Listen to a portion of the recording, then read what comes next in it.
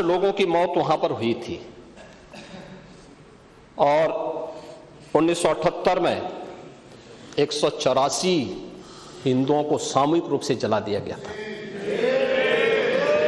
184 हिंदुओं को हत्या हुई थी, हिंदुओं की हत्या हुई थी और जलाया भी गया था और 184 हिंदू मारे गए थे वहां। 184। मैं वही तो कह रहा हूं ना, आप उस सच को स्वीकार नहीं करेंगे, आप उस सच्चाई को स्वीकार नहीं करेंगे और लगातार कई महीनों तक वहां कर्फ्यू था। 1980 में फिर दंगा हुआ था, एक मृत्यु हुई।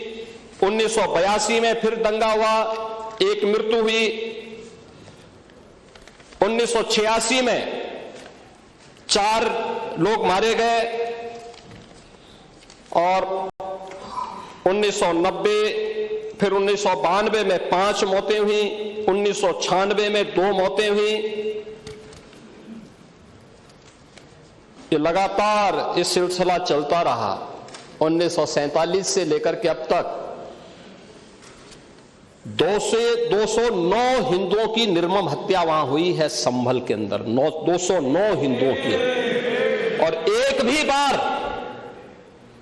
भी बार किसी ने उन निर्दोष हिंदुओं के लिए कभी 2 शब्द नहीं कहे, उनके प्रति, उन परिवारों के प्रति संवेदना के शब्द नहीं कहे।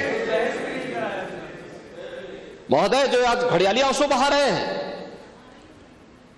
ये लोग कभी भी उन निर्दोष हिंदुओं के बारे में कभी 2 शब्द नहीं कहे।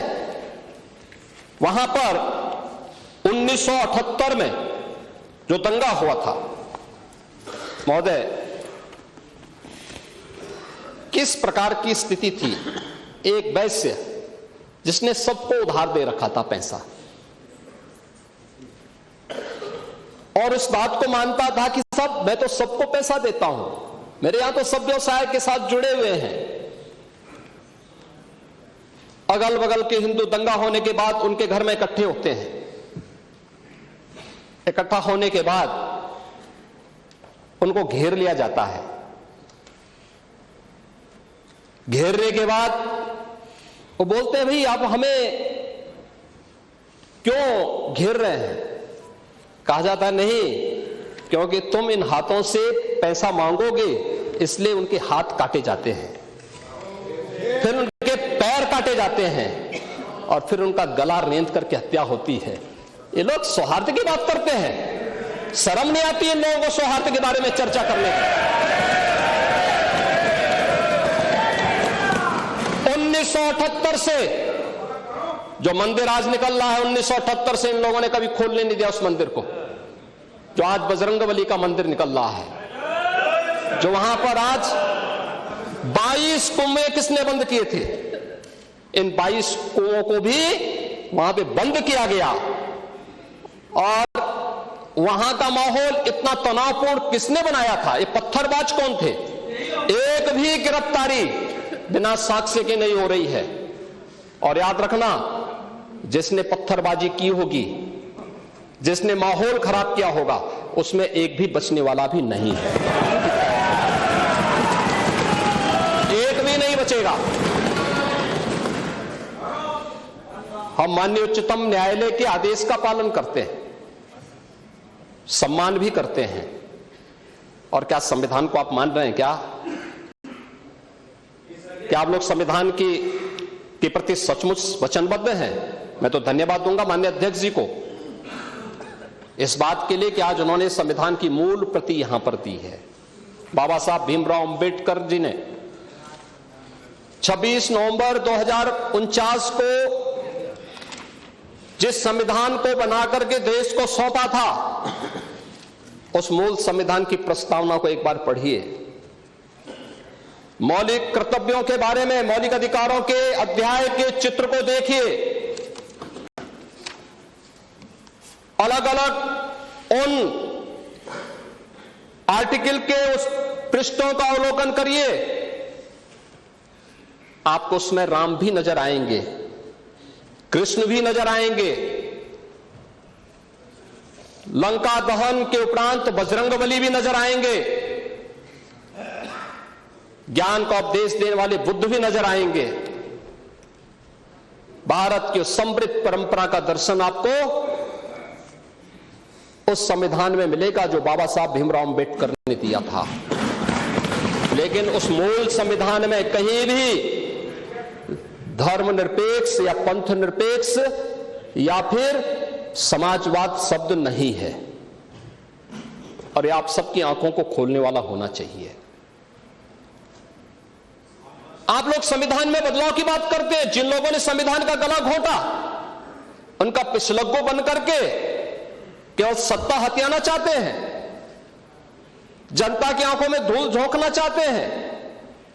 ये नहीं हो सकता। ये देश आपको नहीं करने देगा, और वह प्रति आपको दी गई है, आप उसका अवलोकन करिए। और मैं नेता विरोधी दल को इसलिए बोलना चाहता हूं, बुद्ध ने करुणा और मैत्री का संदेश उस कालखंड में दिया था जब विदेशी हमले होने शुरू हो गए थे। लेकिन उससे पहले राम ने कहा था, निस्सरहीन करो मही भुज उठाए प्रण कीन। उससे पहले भगवान कृष्ण ने भी कहा था, परित्राणाय साधूनाम विनाशाय च दुष्कृताम। और हम तो राम और कृष्ण को ही मानते हैं, बुद्ध पर विश्वास करते हैं, उन्हीं को आदर्श मान करके हम लोग कार्य करते हैं। शासन पद्धति एक भी इंच इधर उधर नहीं करते उसके बगैर। और इसीलिए मैं आपसे कहने के लिए आया हूं, संभल की घटना या कुंदरकी की जीत, जैसे ही आपके खटाखट की असलियत सामने आई, जनता ने कहा सपाचट। उपचुनाव में 9 में से 7 तो भारतीय जनता पार्टी और एनडीए गठबंधन जीता है। और यही नहीं, सीसामऊ और करहल, याद करिए 2022 में समाजवादी पार्टी ने करहल में 70,000 से लगभग 67,000 से जीती थी। इस बार वह मात्र 13-14,000 तक आ गई है। और भी चच्चू थोड़ा वहां पे कृपा कर लिए, नहीं तो वहां भी सपाचट तय था। अगली बार होगा, अगली बार होगा चच्चू। अरे आप चिंता मत करिए, देख लेना अगली बार कुछ नहीं रहे, बहुत ज्यादा रहे। अगली बार सीसामऊ में भी बाल बाल बच गए। और इसलिए इस बौखलाहट में कि कुंदरकी में लोगों को अपनी जड़ें याद आने लग गई हैं। अब आपने देखा होगा उन लोगों के वक्तव्य को, डिजिटल मीडिया में थोड़ा अवलोकन करिए और देखिए वहां पे जब लोग चिल्ला चिल्ला के बोल रहे हैं कि इन विदेशियों से पिंड छुड़ाना है, क्या बोल रहे हैं लोग, सबको अपनी जड़ें याद आने लग गई हैं। और मुझे लगता है जिस दिन इकबाल महबूब जी को भी अपनी जड़ें याद आएंगी, वह भी फिर यही बात बोलेंगे जो इधर के मान्य सदस्य कह रहे हैं। महोदय, मैं उनसे कहूंगा कि एक बार बाबरनामा का जरूर, बाबरनामा को जरूर पढ़ें।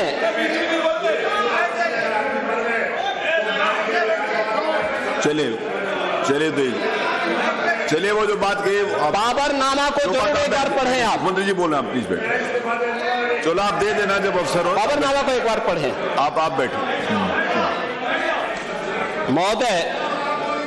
महोदय, संभल की घटना के साथ ही मैं प्रदेश के अंदर अलग अलग समय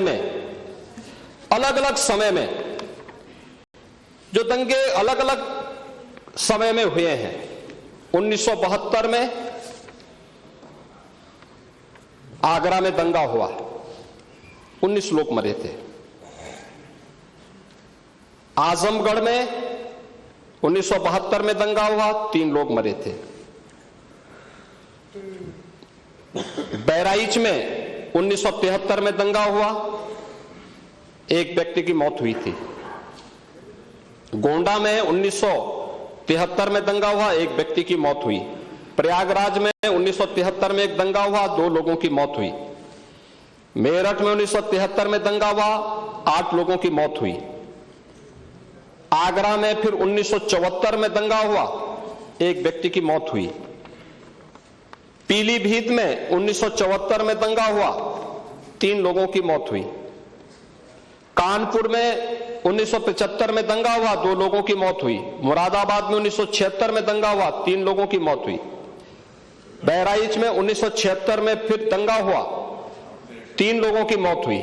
बुलंदशहर में 1977 में दंगा हुआ, 2 लोगों की मौत हुई। वाराणसी में 1977 में दंगा हुआ, 8 लोगों की मौत हुई।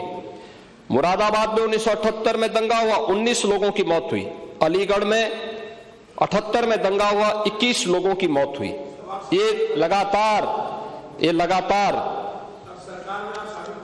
मैं क्या कर रहा हूं, उसमें आप भी थे, जिसके कारण लोकतंत्र सेनानी आप कहलाते हैं, लोकतंत्र सेनानी कहलाते हैं मल्होत्रा जी। उसी के नाम पर आप लोग मैं क्या कर रहा हूं, ये दंगे हुए हैं, मैं उन दंगों के बारे में बोल रहा हूं जिन दंगों के कारण लगातार माहौल खराब हुआ है प्रदेश का। और आज प्रदेश के अंदर सुरक्षा का जो एक माहौल है, कानून व्यवस्था की जो एक स्थिति पैदा हुई है, लोगों को सुरक्षा पे विश्वास है, कानून व्यवस्था पर विश्वास है, उसी का परिणाम है कि 40 लाख करोड़ रुपए का निवेश का प्रस्ताव उत्तर प्रदेश को प्राप्त होता है। इतना निवेश, इंफ्रास्ट्रक्चर का एक कार्य, रोड की, रेलवे की, एयर कनेक्टिविटी की, ये उसी का परिणाम है जो सरकार कर रही है और लगातार उसको कर रही है। महोदय, मैं केवल ये कहना चाहूंगा कि आखिर मैं नेता विरोधी दल से पूछना चाहता हूं कि अगर हमारा कोई पर्व और त्योहार है या किसी का भी है, मुहर्रम का जुलूस हो या फिर कोई भी अन्य मुस्लिम समाज का कोई पर्व और त्योहार का कोई जुलूस, वो हिंदू मोहल्ले से सुरक्षित निकल जाता है, कोई दिक्कत नहीं होती, मंदिर के सामने से भी निकल जाता है, कोई समस्या नहीं होती। लेकिन ये समस्या केवल वहीं पे क्यों खड़ी होती है जब कोई हिंदू शोभा यात्रा किसी मस्जिद के सामने से, किसी मुस्लिम बाहुल्य क्षेत्र से निकलती है, तब क्यों तनाव पैदा हो जाता है? तभी क्यों झंडा लगाने में क्या समस्या आ रही है? क्या भारत की धरती पे केसरिया झंडा नहीं लग सकता? क्यों नहीं लग सकता? क्यों नहीं लग सकता? मैं यही पूछना चाहता हूं, आखिर ये दंगे क्यों किए जाते हैं? और बहराइच का मामला, महाराजगंज उस कस्बे का, जहां के बारे में आप कह रहे हैं कि लगातार मुस्लिम बस्ती थी, मोना जी ने भी इस बात को कहा कि बस्ती थी, प्रशासन नहीं था, 4 कंपनियां पुलिस थी वहां पे, और दंगा सड़क पे नहीं हो रहा था, गोली घर के अंदर से चल रही थी। जिस निर्दोष राम गोपाल मिश्रा की हत्या हुई, और घर के अंदर से गोली चला करके उसकी निर्मम हत्या की गई। हमें इस सच्चाई को स्वीकार करना चाहिए। ये दंगा सड़क पे आमने सामने नहीं था। अगर पुलिस घर के अंदर घुसती तो लोग फिर कुछ और आरोप लगाते। पुलिस ने बचाव करने का अपना प्रयास किया, 4 कंपनियां वहां पे थी, और आप कह रहे हैं कि माननीय मोना जी ने भी कहा कि भारतीय जनता पार्टी के विधायक ने आरोप लगाए। भारतीय जनता पार्टी के विधायक ने इस हल्दी की घटना को लेकर के नहीं, इस महाराजगंज कस्बे की घटना को लेकर के नहीं, ये उस समय बहराइच कस्बे में थे, और बहराइच कस्बे में इनकी गाड़ी पर हमला हुआ, जो वहां से 30-35 किलोमीटर दूर है, वहां पे एक पथराव हुआ था। मैंने भी इनको कहा था, मैंने कहा देखो तुम्हारे उस क्षेत्र में दंगा हुआ है, तुम वहां तत्काल जाओ, लोगों को कंट्रोल करो। लेकिन उसको कैसे तोड़ मरोड़ करके प्रस्तुत किया जा रहा है? इन्होंने जो तहरीर दी वो दूसरे मामले में दी है, उसका